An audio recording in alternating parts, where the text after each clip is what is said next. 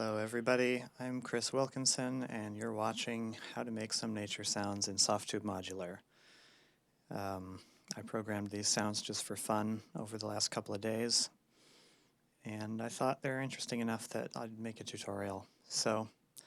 But before I get started, I want to just show you a trick I discovered the other day. I don't know if anyone else has discovered this already, but in every synth I've tried, which is Softube Modular and Voltage Modular, if you take the bandpass output of a filter or high pass, either one works, you pass it into a signal tool and you take the absolute value and send that back to the input, then for certain values of the filter parameters, you'll end up with white noise, surprisingly.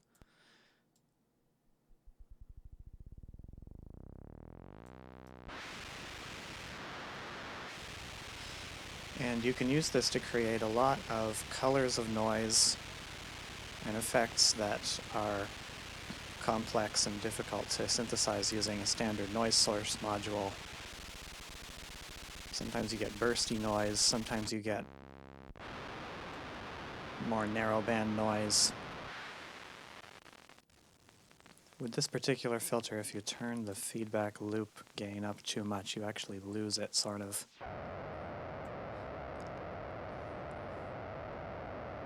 And I can get some different sounds if I use a different filter.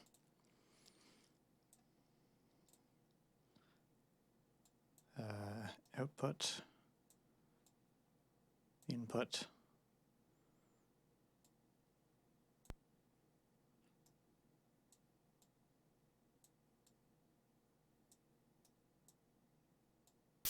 there we go. It was set on low pass, so it wouldn't work.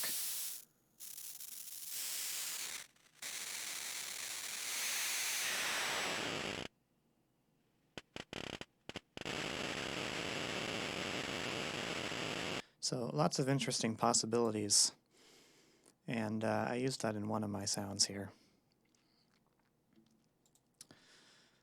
So the first and most interesting of the sounds is the rain sound.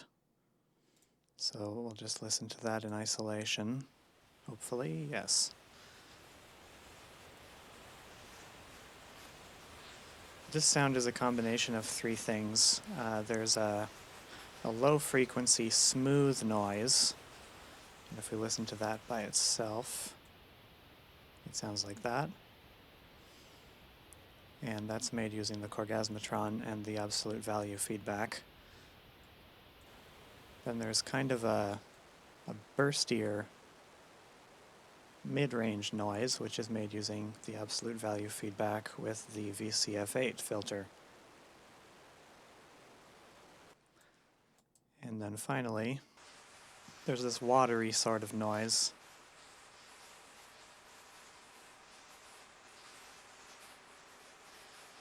This sound is made by taking a square wave oscillator and using it to sample some noise with a sample and hold. That produces a sort of random step waveform, which sounds like this by itself.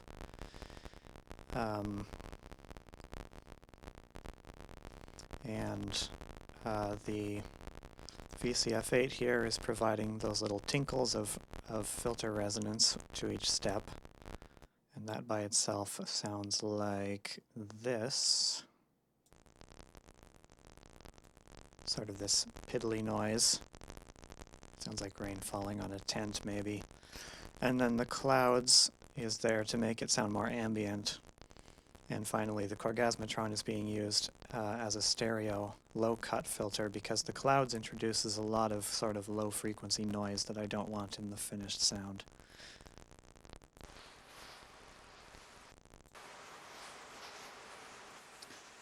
And when you combine all three layers, it sounds like that.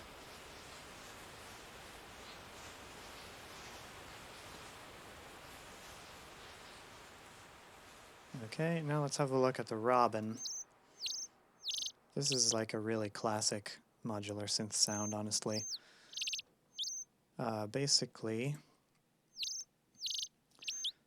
there's a sequencer and 3 sample and holds in a chain, and this provides just some controllable combinations of values for the rest of the modules. I tried doing just random values and it really did not have the intended effect. It sounded like weird robots instead of a bird. So this LFO is being voltage controlled, and the dual crossfade, one channel of the dual crossfade is being used to provide separate slopes for the rising and falling parts of the triangle wave. And basically for every MIDI note in the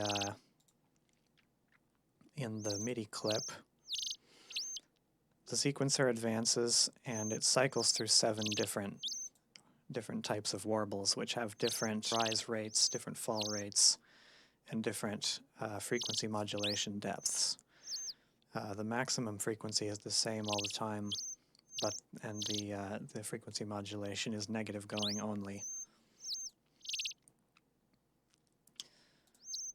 And using a MIDI sequence really simplifies the actual patch, because of course it would take a lot of logic modules to produce this pattern purely in modular. Okay, the next sound is the cricket. It's pretty simple.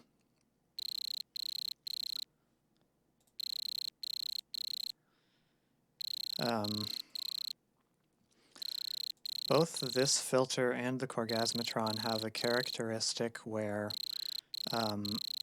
the input to the filter core, which is basically the audio input minus the feedback signal, can clip. And that means that when you put too high of a signal amplitude in the audio, it actually suppresses the feedback, because it clips and the feedback is just obliterated by the clipping. So to make this sound, I have a low frequency triangle wave going into the filter on the audio input, which produces the pulsing effect, and the actual high frequency signal is just the self-oscillating of the filter. And every zero crossing of the triangle wave, the filter clips internally, which results in the feedback tone being attenuated. And in this patch, as well as, I forget, one of the others, I think the frog, I have some sample and hold being applied to the gate signal, and the point of that is to prevent a partial cycle of the cricket sound from playing, because that would just sound like a sample being cut at the wrong time, and it wouldn't be realistic. So the sample and hold forces complete cycles of the cricket rubbing its wings or whatever it does.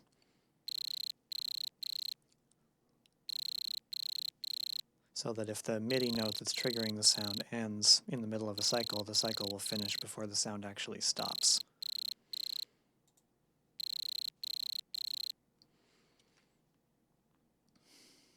Oh, and one other important thing is this EQ. With the EQ off, it sounds like this. So that hard, low-cut filter at about 2 kilohertz just kind of isolates the part of the sound we actually want, which is the high frequency, because crickets don't have a lot of subwoofer power. Okay, onto the frog. This one is also pretty simple. There's a sawtooth oscillator going into 2 parallel bandpass filters. The 2 filters are about 2 octaves apart, and they can be controlled together using this knob, which is connected to both of their CV inputs. And that's just a handy way of changing the sound with only one knob. And there is an envelope here, which for each MIDI note triggering the sound, it slowly raises the pitch of both filters and the VCO.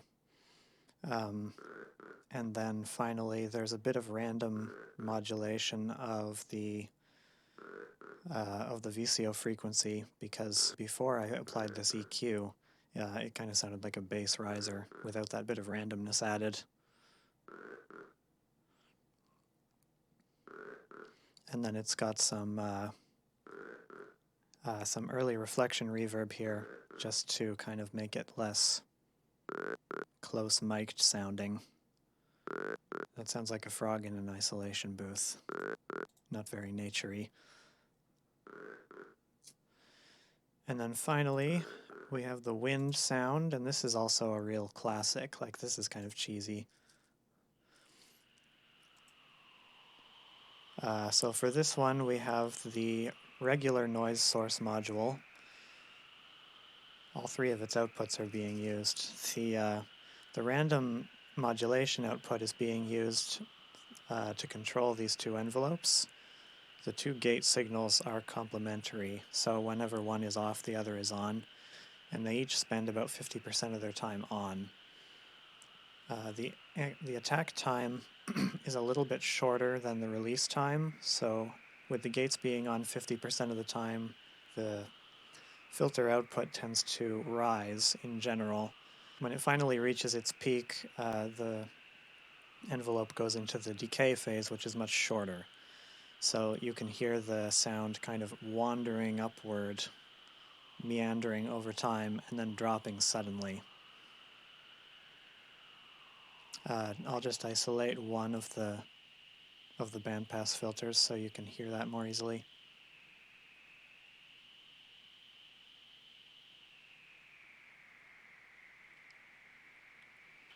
And the wind and rain are both controlled by only the gate of the MIDI signal that enables them. In this case, the gate is going into a slew limiter, which just allows it to turn on and off slowly. And then the two bandpass filters are each panned slightly differently. And I think for this sound, it was purely just a matter of trial and error, trying which noise color should go to which filter and which output of which filter to use would provide the most, the best approximation of this iconic synth wind sound. So that's how they work. Other than the rain, they're not highly advanced, but I hope you learned something from this tutorial, and please watch my other videos. Thanks, bye.